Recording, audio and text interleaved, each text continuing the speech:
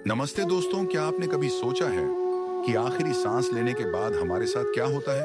वो एक पल जब शरीर शांत हो जाता है, धड़कनें रुक जाती हैं, लेकिन क्या आत्मा वहीं खत्म हो जाती है?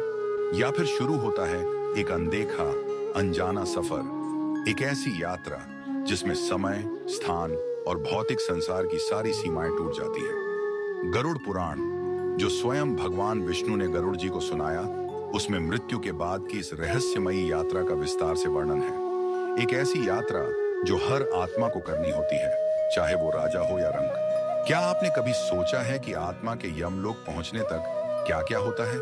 कौन से मार्ग आत्मा को पार करने पड़ते हैं?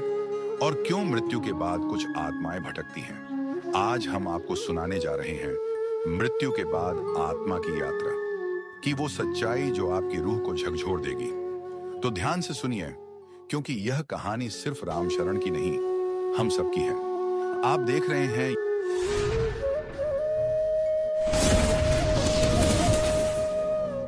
YouTube channel सचमानी shorts. तो दोस्तों, शुरू करते हैं आज की कहानी। गांव के एक शांत कोने में एक पुरानी खाट पर 75 वर्षीय रामशरण लेटे हुए थे। उनका परिवार उनके चारों ओर बैठा था। पत्नी सुमित्रा की आंखों में आंसू थे, बेटे बेटियां दुखी थे। पंडित जी गीता का पाठ कर रहे थे। रामशरण की सांसें अब धीमी हो गई थीं। हर सांस जैसे एक संघर्ष थी। अचानक उन्होंने एक लंबी गहरी सांस ली और फिर सब कुछ शांत हो गया। पर रामशरण के लिए सफर खत्म नहीं हुआ था। जैसे ही उनकी सांस रुकी, उन्होंने खुद को अपने मृत शरीर के पास खड़ा पाया। सामने वही घर, वही लोग, पर अब कोई उन्हें देख नहीं पा रहा था। वो अपनी पत्नी को पुकारते रहे, लेकिन उनकी आवाज किसी तक नहीं पहुंची। तभी एक अजीब ठंडक महसूस हुई। हवा में सन्नाटा छा गया और सामने प्रकट हुई दो विशालकाय आकृतियां, काले वस्त्र, जलती लाल आंखें और हाथों में जंजीरें। ये यमदूत थे। रामशरण, समय पूरा हुआ, चलो हमारे साथ। रामशरण डर गए। नहीं, मुझे अपने परिवार के साथ रहना है। यमदूत हंसे। अब तुम्हारी दुनिया यही नहीं रही, चलो तुम्हें अपनी यात्रा शुरू करनी है। यमदूतों ने रामशरण की आत्मा को जंजीरों में बांधा और उसे हवा में ले उड़े। रामशरण की आत्मा अब धरती से ऊपर उठ रही थी। नीचे घर, पेड़ पौधे, लोग सब छोटे होते जा रहे थे। अचानक वे एक अंधेरे, धुंध भरी गली में पहुंचे।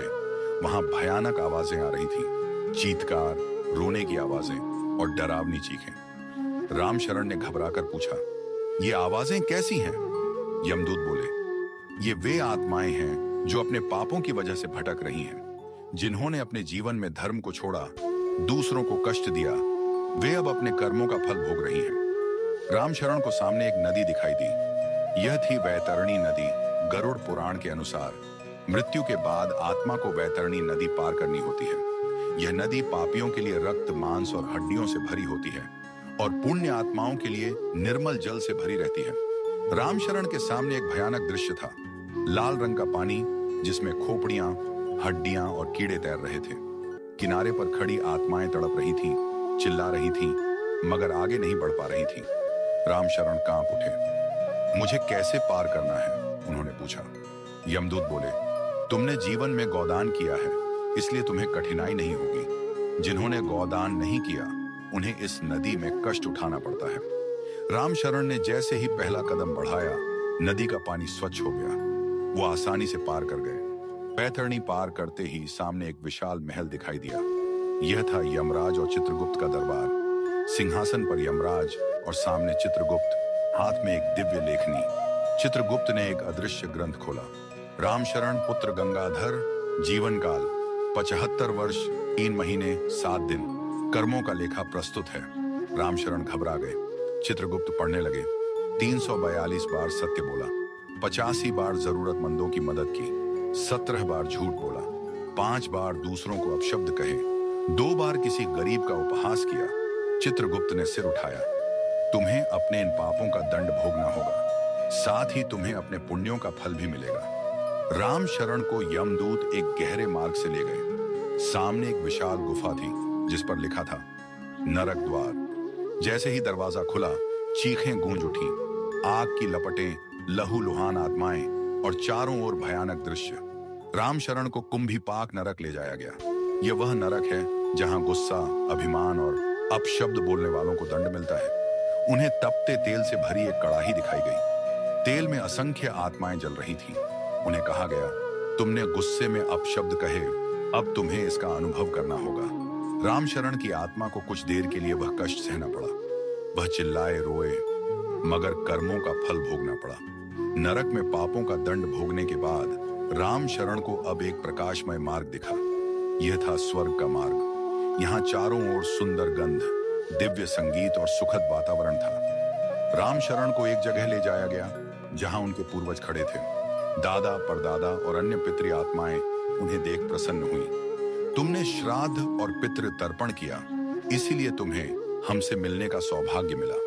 यह पितृलोक था जहां वे आत्माएं निवास करती हैं, जिन्हें उनके वंशज स्मरण करते हैं। अब अंतिम निर्णय का समय था। चित्रगुप्त ने घोषणा की, रामशरण, तुम्हारे पुण्य और पाप का हिसाब पूरा हुआ। तुम्हें अगले जन्म में एक शिक्षक का जीवन मिलेगा, जहां तुम सत्य, धर्म और मानवता का पाठ पढ़ाओगे। रामशरण की आत्मा अब एक दिव्य प्रकाश में विलीन हो गई। यह आत्मा अब पुनः जन्म के लिए धरती पर भेजी जा रही थी। गरुड़ पुराण हमें बताता है कि मृत्यु एक अंत नहीं, बल्कि एक नए सफर की शुरुआत है। हमारी आत्मा अमर है और कर्मों का लेखा जोखा हमेशा हमारे साथ चलता है। हर झूठ, हर सच, हर अच्छा और बुरा कर्म, सबका हिसाब होता है। इसलिए अपने जीवन में धर्म और सत्य को अपनाएं, क्योंकि जब आत्मा वैतरणी पार करेगी, तब सिर्फ हमारे कर्म साथ होंगे, ना पैसा, ना पद, ना रिश्ते। अगर यह कहानी आपको सोचने पर मजबूर करे, तो इसे दूसरों तक जरूर